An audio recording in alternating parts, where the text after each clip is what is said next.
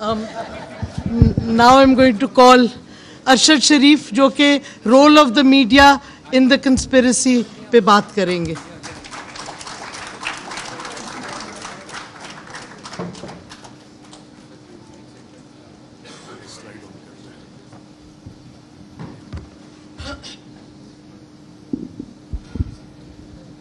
Former Prime Minister Imran Khan, former federal ministers اور حاضرین السلام علیکم. آج ٹاپک تو یہ بہت بڑا ہے اور انٹرنیشنلی اس پہ کتابیں بھی کافی لکھی گئی ہیں, اسکالرلی آرٹیکلز بھی ہیں, ریسرچ پیپرز بھی ہیں, بٹ انفارچونیٹلی اس ایشو پہ پاکستان میں اکیڈیمیا نے اتنا زیادہ کام نہیں کیا. اس لیے میں آج آپ کے ساتھ میڈیا نے اس کو کیسے کانسپریسی رجیم چینج کی, اس کو ڈیل کیسے کیا, میڈیا نیریٹیوز کیسے بنے, وہ تھوڑی ڈیٹیل میں جاؤں گا اور اس کا تھوڑا سا آپ کو اسپیکٹس بتاؤں گا لارجر اسٹریٹجک لیول پہ. لیکن میں یہ پوسٹر دیکھ رہا تھا رجیم چینج کانسپریسی, تو مجھے پتہ لگا کہ یہ بھی راشد نے یہ پینافیکس بنایا ہے. تو راشد کافی اچھے کام کرتا ہے میرے خیال PTI میں, تو مائی کلیپنگ فار ہم. اچھا, رجیم چینج پاکستان میں جب ہم دیکھتے ہیں تو اس کے دو اسپیکٹس ہیں, ایک ایکسٹرنل فیکٹرز ہوتے ہیں اور انٹرنل ہوتے ہیں. اگر ہم ایکسٹرنل فیکٹرز کو دیکھیں تو decision by one state to abandon bargaining with اندر and remove the target status leader.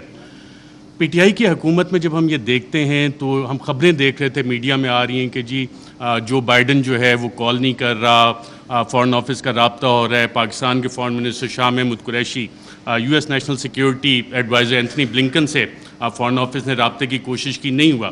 لیکن بلاول آتے ہیں, ان کے سارے رابطے ہو جاتے ہیں. تو یہاں سے آپ جب میڈیا کی وہ خبریں نکال کے دیکھتے ہیں تو آپ کو ایکسٹرنل فیکٹر اور وہ لنکیجز کہ یہ فیصلہ وائٹ ہاؤس میں ہوا, US NSC میں ہوا, اور اس کا ذکر اب میڈیا میں یہ سوال ابھی تک ڈیبیٹ نہیں ہوا کہ کیا اس کا فیصلہ وہاں پہ ہوا تھا نہیں ہوا تھا. وہ سائفر اگر پبلک ہوتا ہے تو اس میں یہ سوالات اٹھیں گے یقیناً کہ یہ فیصلہ اس لیول پہ اسٹیٹ کے لیول پہ US اسٹیٹ نے کیا, صدر جو بائیڈن نے کیا. اور صدر جو بائیڈن جو نیو کانس تھے, the plan for the new American century, اس کا باقاعدہ طور پہ حصہ تھے, جس کے بعد ہم نے دیکھا 2001 کے بعد پوری دنیا میں ڈفرینٹ رجیم چینج آپریشنز باقاعدہ طور پہ لانچ کیے گئے. عراق اس کی ایک مثال ہے. انٹرنل فیکٹرز پہ جب ہم آتے ہیں, میں بڑا بریف رکھوں گا کہ میں ٹائم بتایا گیا 10 منٹ کا ہے. انٹرنل فیکٹرز کو جب ہم دیکھتے ہیں تو اس میں ذاتی انا کے مسئلے آ جاتے ہیں, کچھ اداروں کے مسائل آ جاتے ہیں, کچھ سیاسی مفادات آ جاتے ہیں. اور اس میں ایک سوال جب ہم انٹرنل فیکٹرز کا دیکھتے ہیں تو بڑا سوال یہ بنتا ہے کہ ملک کا کون سوچتا ہے, پاکستان کا کون سوچتا ہے. کیا ہم صرف انڈیویجولز کا سوچیں گے, کیا ہم صرف ان اداروں کا سوچیں گے کہ جی اداروں کی انا بڑی ہوگی ہے, انڈیویجولز کی انا بڑی ہوگی ہے. پاکستان کا کون سوچ رہا ہے؟ کیا وزیر اعظم عمران خان اس وقت پاکستان کا سوچ رہا تھا یا انڈیویجولز کے بینیفٹس دیکھ رہا تھا؟ اور کیا یہ جو رجیم چینج کانسپریسی ہے اس میں جو میڈیا نیریٹیوز بنے وہ کس طرح کے بنے؟ اس میں انڈیویجولز اور انسٹیٹیوشن نے ڈومینیٹ کیا یا پاکستان کا سوال کسی نے اٹھایا اس حوالے سے؟ میڈیا نیریٹیوز اس حوالے سے سائلنٹ ہیں, اس میں آپ کو انسٹیٹیوشنل اور انڈیویجول ڈومیننس نظر آتی ہے. اچھا, کوورٹ ایکشن بھی اس میں باقاعدہ طور پہ پلان ہوا. میڈیا میں being fly on the wall and being an active participant, ایک ایکٹیو جرنلسٹ ہوتے ہوئے آپ کو بہت کچھ پتہ لگتا ہے کہ جی میڈیا نیریٹیو بننا کیسے. اکثر جو حکومتیں بیٹھی ہوتی ہیں ان کو سب سے آخر میں پتہ لگتا ہے کہ ہمارے ساتھ ہو کیا رہا ہے.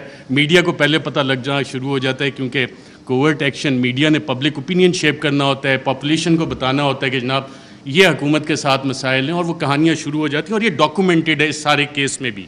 اور پھر ٹولز اس میں استعمال ہوتے ہیں, لا فیئر جس کو ہم جسٹیفائی کرنے کے لیے, لا پلس وارفیئر, لا فیئر, اور اس کے پولیٹیکل اینگلز بھی ہیں. اور ایک مثال تو فواد چودھری صاحب نے بھی ابھی دی کہ کس طرح ہوا. پھر ایک مثال جس دن آخری دن تھا اس حکومت کا, سب کچھ ہوا لیکن ہوا کچھ بھی نہیں, میسیجنگ بھی ہوئی لیکن ہوا کچھ بھی نہیں. کاروائی کیا ہوئی تھی اس دن؟ کچھ ہوئی, لیکن میسیج کنوے ہو گیا تھا کہ یہ کچھ ہو سکتا ہے لیکن ہوا نہیں. سو وہ لا فیئر باقاعدہ طور پہ اس رجیم چینج آپریشن کا ایک حصہ تھا, سوچا گیا, امپلیمنٹ کیا گیا, اور میڈیا نے اسے باقاعدہ طور پہ رپورٹ کیا, جس وجہ سے آج ہم اس کی بات کرتے ہیں, سوالات اٹھتے ہیں کہ جناب یہ والے کام کیسے ہوئے. صدر مملکت doctor Arif Alvi, supreme commander of the armed forces, head of the state representing unity of the republic, انہوں نے اپنے خط میں ذکر کیا ہے کہ 1951 سے شروع ہوتا ہے. لیاقت علی خان کی اسیسینیشن, ذوالفقار علی بھٹو کا بھی ذکر کرتے ہیں, پھر اس وقت پرائم منسٹر عمران خان کی حکومت کو جو نکالا گیا, smoking gun in the hand of a conspirator, کہ ایک سازشی کے ہاتھ میں دھواں دیتی ہوئی بندوق وہ ڈھونڈنی ہے, اس کے لیے کمیشن بنانا ہے. تو انڈیویجولس کو ہم سائڈ پہ رکھ دیتے ہیں, ہم اس میں ایک لارجر پیٹرن آئیڈینٹیفائی کرنے کی کوشش کرتے ہیں کہ پاکستان میں اگر ہم یو ایس لینس کے ذریعے دیکھیں, کیونکہ پاکستان کی فارن ریلیشنز جو ہیں ہم لوگ موسٹلی یو ایس بلاک میں رہیں, تو اس میں ہم یو ایس لینس سے اگر اس سارے مسئلے کو دیکھیں پاکستان کی 75 سالہ تاریخ کو کہ کب کب کیسے کیسے گیا, میں لارجر اس میں براڈ فریم ورک میں آپ کو بتاتا ہوں. 1958 martial law, 1978 martial law, 1999 martial law, یہ تمام مارشل لاء جس وقت لگے اس وقت امریکہ کے اس خطے میں انٹرسٹ تھے. 1958 میں جب ایوب خان نے مارشل لاء لگایا, لیاقت علی خان کی اسیسینیشن 2 ہفتے پہلے ان کے رشیا وزٹ سے ہوگی, آج تک نہیں پتہ لگا کہ پیچھے کون تھا. آپ آ جاتے ہیں جی martial law, SEATO, CENTO, cold war اپنے پیک پہ جا رہی تھی, امریکہ کو یہاں پہ الائز چاہیے تھے اور ہم سیاٹو سینٹو کا حصہ بنے, رشین بلاک میں, ہم سوویٹ بلاک میں نہیں گئے اور ہم وہاں پہ اس سائڈ پہ چلے گئے. اب وہ سارا پلان اس وقت سیاٹو سینٹو کولڈ وار جب اپنی پیک پہ گئی تو ایوب خان, جنرل ایوب خان, انہوں نے اپنی سروسز باقاعدہ پرووائڈ کی اور پاکستان یو ایس کیمپ میں گیا, اور اس وقت کے آپ دیکھتے بھی ہیں بڑے پیارے پیارے ویژولز ہمیں نظر آتے ہیں. 1977 جب ہم دوبارہ آتے ہیں تو اس وقت پھر امریکہ کے ریجنل انٹرسٹ یہاں پہ تھے, اور ہم دیکھتے ہیں کہ کوورٹ وار باقاعدہ طور پہ شروع ہوئی, افغانستان کی جنگ لڑی گئی, اور اس وقت پاکستان میں پھر مارشل لاء آ جاتا ہے. ایک پاپولرلی الیکٹڈ ڈیموکریٹک لیڈر کو پھانسی دی جاتی ہے ایک ایسے کیس میں, غالباً سیکشن 109, فواد چودھری صاحب اگر بیٹھے ہوں تو بتائیں کہ اس میں پھانسی تو بنتی نہیں, لیکن پھانسی دے دی گئی, اور ضیاء الحق کا مارشل لاء آ جاتا ہے. یو ایس انٹرسٹ دوبارہ افغانستان میں. 99 میں جب ہم آتے ہیں دوبارہ تو ایک نئی جنگ ہمیں چاہیے, اس کے لیے نیو کونس کے پلان آلریڈی بن چکے تھے, آلریڈی تھا کہ کدھر عراق میں جنگ ہونی ہے, لیبیا میں ہونی ہے, سیریا میں ہو رہی ہے, ایران, پاکستان بھی اس کا حصہ تھا, لیکن پاکستان جیسے بلڈ بارڈرز کا ڈاکٹر شیری مزاحم نے بتایا, Pakistan for various reasons and one of the main factors being a nuclear power تھوڑا سا بچ گئے. جو وار اگینسٹ ٹیرر ہماری شروع ہوئی, دہشت گردی کے خلاف جنگ, جو ٹی ٹی پی کا سارا انفیوز کیا گیا, وہ سارا اسی کا ایک حصہ تھا کہ یہاں پہ یہ ساری کارروائیاں پاکستان میں ہونی ہیں, اور ہم اس ٹریپ میں باقاعدہ طور پہ واک ان کیے. یہ والے ہم 3 فیزز جب نکالتے ہیں, اچھا ان میں ٹرانزیشن کیسے ہوتی ہے؟ ٹرانزیشن پاپولرلی ہوتی ہے.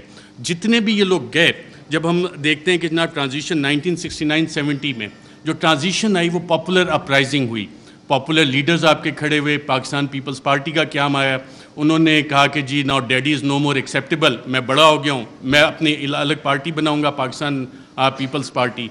عوامی لیگ الگ بنی شیخ مجیب کی, اور پھر اس کے بعد کی جو الیکشن مینیپولیشن کی داستان ہے اس کے ریزلٹس ہمارے سامنے ہیں. 1988 محترمہ بے نظیر بھٹو آتی ہیں واپس, ایک پاپولر اپرائزنگ ہے. لاہور کے جو جلسے ہیں جن کی مثال دی جاتی تھی, جو کہ اب پاکستان تحریک انصاف نے جتنے بڑے بڑے جلسے کیے ہیں اسے اوور ویلم کر لیا, لیکن وہ مثال دی جاتی تھی کہ پاپولر اپرائزنگ ہوئی, اور پھر وہاں پہ جو بھی جو طیارہ جب پھٹا تھا جنرل ضیاء الحق کا, تو آپ کی ایک ڈیموکریٹک ٹرانزیشن آئی. اور یہ وہ فیز ہے جب آپ دوبارہ دیکھتے ہیں کہ ایک ٹرانزیشن ہو رہی ہے, دوبارہ آپ جنگ سے نکل رہے ہیں, حالات سٹیبل ہو رہے ہیں, افغانستان آپ نے فتح کر لیا ہے, سوویٹس کو وہاں سے بھگا دیا ہے, سو جنرل ضیاء کا کام ختم ہو گیا, سو پاکستان میں آپ ٹرانزیشن تھوڑے عرصے کے لیے چلو جی جمہوریت انہیں کھیلنے دیتے ہیں. پھر آ جاتا ہے 1999 اور 2007-8 general Musharraf, war against terror, اور اس کے بعد جب ان کی یوٹیلیٹی ختم ہوتی ہے, ہم نے دیکھا ایک پاپولر اپرائزنگ ہوتی ہے اور انہیں جانا پڑتا ہے, ہم لائرز موومنٹ بھی دیکھتے ہیں, ساری چیزیں. لیکن اس سارے عرصے میں جو ڈیموکریٹک ٹرانزیشن ہماری ہوئی ہے اس میں کیا واقعی حقیقی جمہوریت ہماری قائم ہو سکی کیا, یا کہ ہمیشہ ہمیں ایک ہائبرڈ قسم کی جمہوریت جو ہے وہ ملی ہے؟ اور ہائبرڈ جمہوریت بنتی کیسے ہے؟ ہمیشہ ایک کنگز پارٹی ہوتی ہے. جب آپ پاکستان کی تاریخ اٹھا کے دیکھتے ہیں تو جو مین آن ہارس بیک ہیں, گھوڑے جو لوگ رائڈ کرتے ہیں, ہارس رائڈنگ کرتے ہیں, وہ اچھے گھوڑے رکھنے کا شوق بھی رکھتے ہیں, تو وہ چیز ہوتی ہے. لیکن اس ساری چیز میں ایک ٹائم فریم بڑا ڈیفرنٹ آ رہا ہے پاکستان کی تاریخ میں, وہ آ رہا ہے 2018 سے 2022 کا. اس دوران میں اتھارٹیرین کنسالیڈیشن بھی ہوتی رہی. اتھارٹیرین کنسالیڈیشن اس طرح کے جو پرانے ایسٹس تھے جن پہ کرپشن کے مقدمات تھے ان کو بھی بچایا جا رہا تھا. دوسری طرف ایک حکومت کوشش کر رہی تھی کہ جی ہم نے ڈیموکریٹک کنسالیڈیشن کرنی ہے, اس کو روکا بھی جا رہا تھا, اور اکاؤنٹیبلٹی اس کی بہت بڑی مثال ہے. اور اگر کسی نے اس کا ایک ٹائم فریم نکالنا ہے کہ بڑا اچھا احتساب چل رہا تھا, ساری چیزیں 1 پیج پہ چل رہی تھیں, لیکن پھر ایک پریس کانفرنس مشہور زمانہ ہوتی ہے جس میں پوری نون لیگ کی لیڈرشپ بیٹھی ہوتی ہے, اور مریم نواز اس میں ایک بڑی اچھی بات کرتی ہیں کہ چند اہم لوگوں کی ویڈیوز موجود ہیں. اب ماشاءاللہ سارے وفاقی وزراء کابینہ بیٹھی ہے, سابق وزیر اعظم بیٹھے ہیں. اس کے بعد احتساب کے مقدموں کا کیا ہونا شروع ہوا, اس کے بعد کیا ڈیلیں ہونا شروع ہو گئیں, اس کے بعد نواز شریف بھی باہر گئے, اس کے بعد کیسز بھی سلو ہونا شروع ہو گئے, کیا کچھ نہیں ہوا. یہ والی ساری چیزیں تھیں. مجھے میسیج آ گیا کہ جی تھوڑا کم کریں. رجیم چینج جب پیٹا ہوئی تو میڈیا کی اسٹریٹجی اس میں کیا تھی؟ میڈیا کے 3 Ds اس میں باقاعدہ طور پہ استعمال کیے گئے تحریک انصاف کے خلاف. 3 D تھے: ڈسٹرب, ڈسکریڈٹ, ڈینائی. ڈسٹرب کیسے کرنا ہے؟ جتنے بھی پاکستان تحریک انصاف کے پلانز بنے تھے اسے لا فیئر کے ذریعے, ایڈمنسٹریٹولی اور انفارمیشن آپریشنز کے ذریعے سیبوٹاج کرنے کا باقاعدہ طور پہ پلان بنا, اور اس کی ہم نے مختلف قسم کی امپلیمنٹیشنز دیکھیں. اگر آپ نے ایڈمنسٹریٹو اس کی دیکھنی ہے تو وہ وزیر اعظم تو عمران خان تھا, پولیس وین وہاں پہ کس کے آرڈر سے گئی؟ شیخ رشید صاحب انٹیریئر منسٹر تھے, ان سے ہم پوچھتے رہے کہ جناب یہ آپ نے بھیجی؟ وہ کہتے ہیں یار مجھے تو نہیں پتہ. وزیر اعظم عمران خان کال دے رہا ہے, پورا ریڈ زون جو ہے بیریکیڈ ہو جاتا ہے, کون حکومت چلا رہا تھا, کیسے؟ تو یہ وہ ایڈمنسٹریٹو سٹیپس ہیں. ہر ایک کی ڈیٹیل میں جائیں گے تو کافی لمبا ہو جائے گا. پھر ایک پلان بنا کہ جی 3 Ds کا ایک حصہ تھا ڈسکریڈٹ کرنا ہے, عمران خان کو ڈسکریڈٹ کرنا ہے, پاکستان تحریک انصاف کو ڈسکریڈٹ کرنا ہے. اور فریم ورک فار اس میں جو نیوز میکنگ تھی, اگر آپ ریڈ زون فائلز اٹھا کے دیکھیں تو اس میں باقاعدہ طور پہ میڈیا والوں کو یہ بتایا جا رہا تھا, یہ چیزیں میڈیا میں آ رہی تھیں کہ جناب دیکھیں یہ اکتوبر میں ایک جو سلسلہ شروع ہوا ہے نا, یہ بڑی زیادتی کی بات ہے. اس میں چند انڈیویجولز جو ہیں ان کو تو یہ حق نہیں دیا جاتا کہ جی پنجاب پولیس کے پیٹرن پہ چیزوں کو لے کے چلیں, ایسے تو نہیں اجازت دی جا سکتی. لیکن سوال آتا ہے کہ کیا ہمیں اس ملک میں آئین کی حکمرانی چاہیے یا اشخاص کی حکمرانی چاہیے؟ ہمیں قانون کی حکمرانی چاہیے یا چند اشخاص کی حکمرانی چاہیے؟ میڈیا فریم ورک جب آپ اس میں سارا اینالائز کرتے ہیں, جتنے آپ کرنٹ افیئرس کے پروگرامز اٹھا لیں, نیوز آرٹیکلز اٹھا لیں, کالمز, ایڈیٹوریلز, اس میں کانسٹیٹیوشنل فریم ورک وہاں پہ ڈیبیٹ فریم نہیں ہوئی, وہاں پہ رولز آف بزنس کی ڈیبیٹ فریم نہیں ہوئی, وہاں پہ ڈیبیٹ فریم ہوئی اداروں کے حساب سے, وہاں پہ ڈیبیٹ فریم ہوئی انڈیویجولز کے حساب سے. اور پھر اپریل میں 9-10 اپریل, اس سے پہلے یہ پلان آ گئے تھے کہ جناب میڈیا سپیس بھی ڈینائی کرنی ہے, بلیک آؤٹ بھی کرنا ہے. جو چند صحافی کوشش کریں کہ آواز اٹھانی ہے ان کو آپ چینل سے نکال دیں. عمران ریاض میرا خیال ابھی بھی بیٹھے ہیں, مجھے اطلاع ملی تھی کہ انہوں نے ایکسپریس جوائن کرنا ہے, لیکن ایکسپریس پہ بھی ابھی تک آن ایئر نہیں ہو سکتا ہے. حالانکہ سلطان لکھانی صاحب فریڈم آف پریس میڈیا اس پہ بلیو بھی کرتے ہیں, کافی اچھے ایڈیٹوریل آرٹیکلز اور چینل بھی چل رہا ہے, but he is not on year.